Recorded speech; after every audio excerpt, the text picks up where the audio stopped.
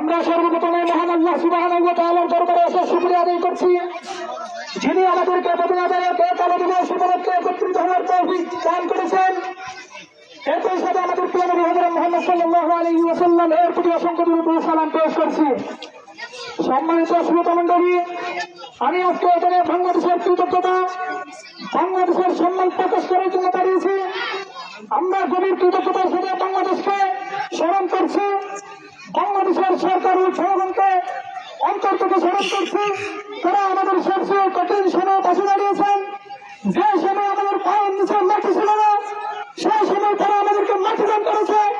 যে সময় আমাদের শরীরে পোশাক ছিল না, তারা আমাদেরকে সেই সময় পোশাক দান করেছে।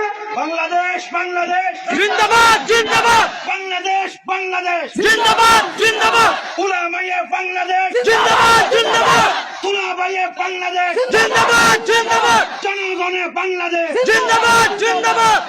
আমরা যে ভাঙ্গাবাদী, আমরা যে ভিন দেশে স্বীকার করেছে আমাদেরকে হত্যাকারীরা, তারা আমাদেরকে এই বাংলাদেশের সরকারের জনগণ আমাদেরকে বুঝতে দেয়নি। আমরা যে ভিন দেশে মেহমানের মতো করে আমাদের সাথে আচরণ করেছে। আমরা কথা দিচ্ছি, কখনো আমরা আপনাদের সাথে বেমানি করতে